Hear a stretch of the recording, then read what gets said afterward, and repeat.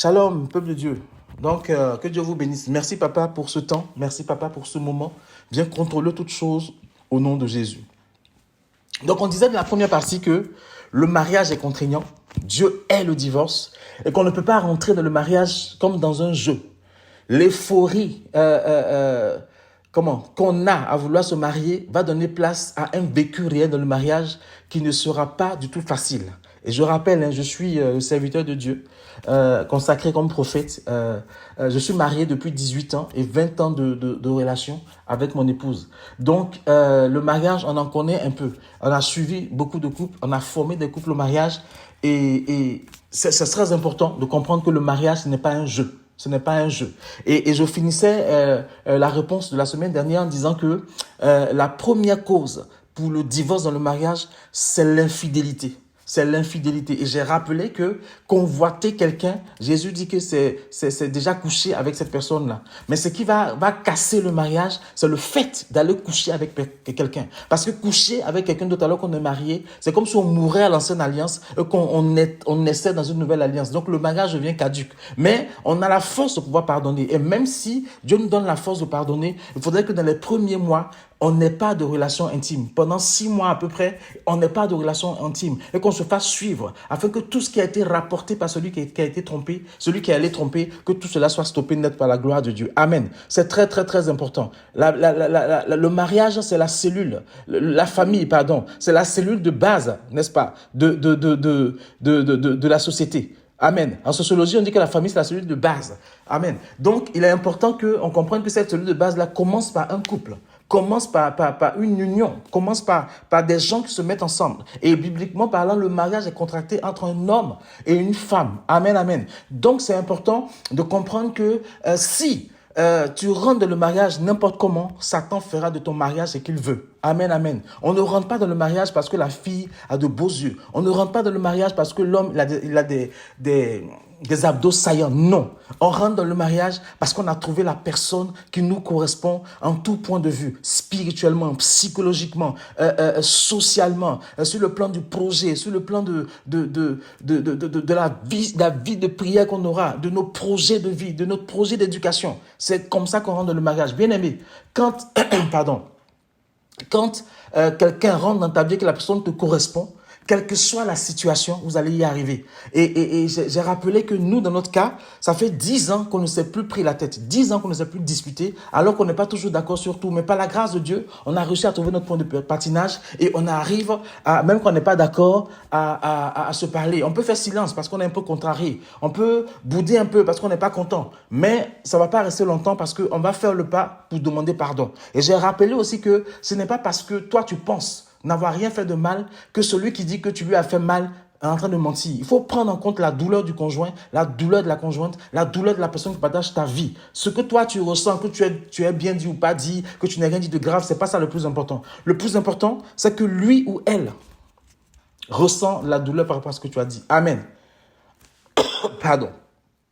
Que Dieu nous bénisse. En Matthieu 5, verset 31 à 32, on dit qu'il a été dit, celui qui répudie sa femme doit lui donner une lettre de divorce. Mais moi, je vous dis que celui qui répudie sa femme, sauf pour infidélité, la force à commettre l'adultère. Et quiconque épouse une femme divorcée commet un adultère. Je vais revenir sur le mariage avec une personne divorcée. Donc là, Jésus nous dit que quand quelqu'un se sépare d'une femme, la personne qui se sépare de la femme pousse la femme à l'adultère. Et quiconque épouse une femme divorcée ou quelqu'un de divorcé, en fait, commet l'adultère. Bien aimé, il faut comprendre que si tu dois épouser quelqu'un, et que cette personne-là a déjà divorcé, il faut qu'elle t'explique pourquoi elle a divorcé. Il faut qu'elle t'explique ce qui a été à la base de son divorce. Il faut qu'elle t'explique pourquoi elle n'a pas allé jusqu'au bout de son mariage. Et à combien de mariages cette personne-là est. Parce que bien aimé, si la raison pour laquelle elle a divorcé n'a pas été réglée, elle va continuer encore de faire tout pour divorcer. Amen.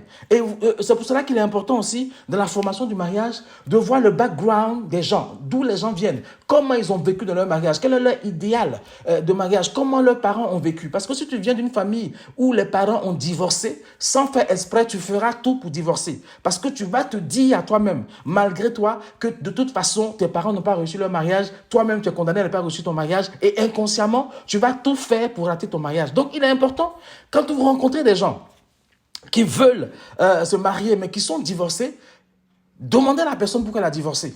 Si elle ne veut pas vous dire, que la personne qui est chargée de la formation puisse demander, que la personne dise pourquoi elle a divorcé. Parlez de vos relations passées. Qu'est-ce qui s'est passé? Pourquoi ça n'a pas abouti? Si la personne s'est fiancée plus d'une fois, plus de 2 fois, il est important de savoir pourquoi ce n'est pas allé jusqu'au bout. Parce que c'est tout cela qui va constituer soit un terreau pour le divorce ou soit un terreau pour la réussite de votre mariage. Il est important de savoir ces choses-là. C'est pour cela qu'il faut vous parler. Il faut, si vous ne voulez pas vous faire suivre, il faut discuter, il faut parler de tout et de rien. S'il y a quelque chose qui crée une frustration, qui crée une crainte, il faut faire une pause et en parler. C'est très, très, très important. Bien aimé, il y a trop de personnes qui sont entrées dans le mariage qui souffrent. Il y a trop de personnes qui sont entrées dans le mariage et qui ne sont pas heureuses. J'ai vu des mamans qui ont 4, 5 enfants, mais au fait, dès le début de leur mariage, elles ont commencé à souffrir, mais comme même on disait à l'époque, on ne pouvait pas parler de divorce. La femme doit se taire et l'homme fait ce qu'il veut. Non, c'est fini ça. Hein, il faut sortir de là. Il faut sortir de là. Je ne parle même pas de soumission, tout ça là. Hein. Je parle juste du bonheur dans le mariage. Amen. Donc, demandez aux gens qui ont divorcé pourquoi ils ont divorcé. Qu'est-ce qui a été la cause? Si vous n'êtes pas convaincu, vous faites un stop. Vous faites une halte. Vous arrêtez tout. C'est très important. Amen, amen. Parce qu'on ne sort pas d'un divorce indemne. On ne sort pas de quelqu'un avec qui on a été unis. On a été un. Indemne. On a partagé nos fluides, on a tout partagé, on a partagé nos blessures, on a partagé nos peines, on a tout partagé et puis on se sépare. Ça ne peut pas être anodin, on ne peut pas en sortir comme ça et puis venir se remarier. C'est pas possible. Est-ce que toi là, la personne qui a divorcé n'est pas en train de te prendre comme une relation pansement? C'est-à-dire qu'elle a tellement besoin d'être avec quelqu'un qu'elle va te prendre toi. Est-ce que c'est pas ce qui est en train de se passer? Le problème des relations pansement, c'est qu'une fois que la plaie a guéri, on enlève le pansement et on le jette. Amen. Vous voyez ce que je veux dire? Donc si ce vide qui a été créé par le divorce là, toi tu es venu être une relation pansement pour combler ce vide là, une fois que ce vide est comblé, la personne fera tout pour créer la séparation. Donc il est important de le faire.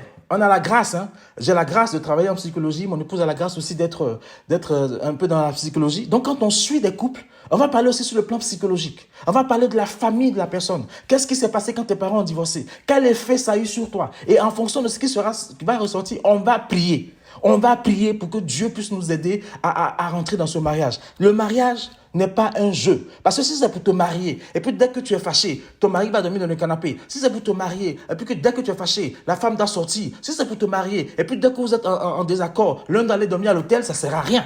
C'est pas ça le mariage. Et puis une parenthèse, vous qui avez l'habitude d'envoyer votre mari dormir dans le canapé là, il faut arrêter ça. Il faut arrêter ça parce que le lit conjugal est un hôtel et on ne chasse pas le chef de famille de son hôtel. C'est pas possible. Comme on ne chasse pas le vis-à-vis du chef de famille de son hôtel. Si vous êtes fâché, que vous n'arrivez pas à vous réconcilier, dormez dans votre lit. Si vous voulez, faites dos à dos, mais restez dans le lit. On ne sort pas du lit conjugal parce qu'on est fâché. On ne va pas dormir à l'hôtel parce qu'on est fâché. Alors là, la bêtise à ne jamais faire, c'est mettre son mari dehors parce qu'on estime qu'on a la femme et qu'on a les enfants qui vont dormir dehors. Non, il faut arrêter ça parce que ces gens de séparation, c'est des séparations.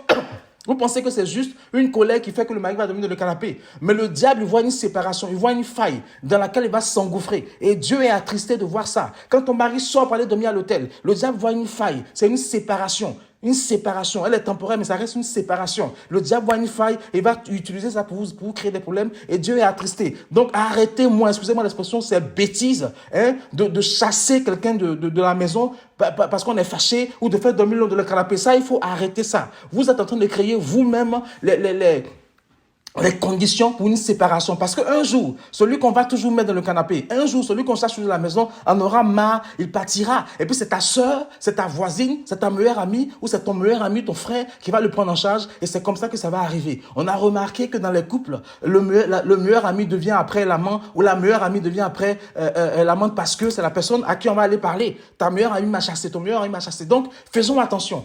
On peut être fâché, mais on dort ensemble. On dort ensemble dans le lit conjugal. Dos à dos, on dort ensemble. Maintenant, si vous êtes trop fâché, que vous n'avez pas compris que la Bible n'est pas dormir sur sa colère, et que vous voulez dormir fâché, dormez fâché, mais dans votre lit. Amen. En Matthieu 19, verset 3 à 11, on dit que les pharisiens se sont approchés de Jésus pour l'éprouver. Et puis lui ont dit, mais la loi permet à un homme de repudier sa femme pour n'importe quel motif. Jésus répondit, n'avez-vous pas lu qu'au commencement, le Créateur a créé l'homme et la femme? Et Dieu a dit, c'est pourquoi l'homme quittera son père et sa mère s'attachera à sa femme. Et les deux deviendront une seule chair. Ils ne sont donc plus deux, mais une seule chair. Les hommes ne doivent donc pas séparer ce que Dieu a uni. Alors pourquoi Moïse a-t-il de donner une lettre de divorce? Jésus a dit, Moïse a dit ça parce que vous avez un cœur dur. Vous avez un cœur dur. Amen. Mais au commencement, il n'en était pas ainsi. Et Jésus même répète ce qu'il a dit en Matthieu 5. Mais moi, je vous dis, quiconque répudie sa femme, sauf pour cause d'infidélité, en épouse une autre, commet un adultère. Sa disciple lui dit, mais si les choses se passent ainsi entre un homme et sa femme, il vaut mieux ne pas se marier. Il répondit, tout le monde ne peut pas accepter cet enseignement, mais seulement ceux qui ont reçu la capacité de l'accepter. Est-ce que tu as reçu la capacité d'accepter que quand tu rentres dans le mariage, le divorce n'est pas la suite? Le divorce n'est pas ce qui est envisagé. Amen. Donc, on a dit que l'une des premières choses pour divorcer, c'est l'adultère. Et on a déjà expliqué ça. Bien aimé, il ne faut pas rentrer dans le mariage en te disant que si ça ne va pas, je vais divorcer. Luc 16, 18 dit, tout homme qui répudie sa femme et en épouse un autre commet un adultère. Et tout homme qui épouse une femme répudiée à son mari commet aussi un adultère. Donc, c'est très important. Je ne suis pas venu parler en fait, du remariage ici, parce qu'il y a des conditions quand même où vous pouvez avoir un remariage, mais ce n'est pas ce dont je parle aujourd'hui. Et c'est très, très important que vous compreniez ça. Amen.